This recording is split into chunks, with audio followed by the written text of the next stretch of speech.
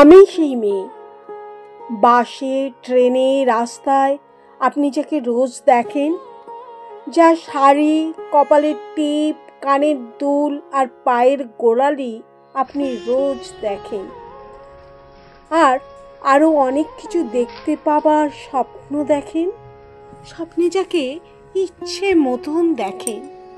আমি সেই মেয়ে। বিহারের প্রত্যন্ত গ্রামে দিনের আলোয় যার ছায়া মারানো আপনার ধর্মে নিষিদ্ধ, আর রাতের গভীরে যাকে বস্তি থেকেই তুলে আনতে পাইক বরকন্দাজ পাঠান আপনি, আর সুসজ্জিত বিছানায় যার জন্য অপেক্ষায় অধীর হয় আপনার রাজকীয় লাম্পট্য। আমি সেই মেয়ে। আমি সেই মেয়ে। আসামের চা বাগানে, ঝুপড়ি কামিন বস্তি থেকে যাকে আপনি নিয়ে যেতে চান সাহেবী বাংলায় মধ্যরাতে, ফায়ার প্লেসের ঝলসে ওঠা আলোর মোদের চোখে দেখতে চান যার অনাবৃত শরীর। আমি সেই মেয়ে। রাজস্থানে শুকনো উঠোন থেকে পিপাসার জল আনতে যাকে আপনি পাঠিয়ে দেন 10 মাইল দূরে সরকারি ইদারায়, আর 20 মাইল হেঁটে ক্লান্ত বিধ্বস্ত যে রমণী ঘরা কাঁখে ঘরে ফিরলেই যাকে বসিয়ে দেন চুলার আগুনের সামনে আপনার রুটি বানাতে। আমি সেই মেয়ে। আমি সেই মেয়ে যাকে নিয়ে আপনি মগ্ন হতে চান গঙ্গার ধারে কিংবা ভিক্টোরিয়ায়, সবুজে কিংবা সিনেমা হলের নীল অন্ধকারে, যার চোখে আপনি এঁকে দিতে চান ঝুটা স্বপ্নের কাজল আর ফুরিয়ে যাওয়া সিগারেটের প্যাকেটের মতো যাকে পথের পাশে ছুঁড়ে ফেলে আপনার ফুল সাজানো গাড়ি শুভ বিবাহ সুসম্পন্ন করতে ছুটে যায় শহরের পথে কোণে দেখা আলোর গোধূলিতে। একা দাঁড়িয়ে থাকা আমি সেই মেয়ে। আমি সেই মেয়ে।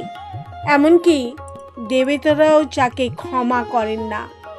অহংকার আর শক্তির দম্ভে যার গর্ভে রেখে যান কুমারীর অপমান, আর চোখের জলে কুন্তি হয়ে নদীর জলে বিসর্জন দিতে হয় কর্ণকে, আত্মজকে। আমি সেই মেয়ে। সংসারে অসময়ে আমি ভরসা। আমার ছাত্র পড়ানো টাকায় মায়ের ঔষধ কেনা হয়, আমার বাড়তি রোজগারে ভাইয়ের বই কেনা হয়।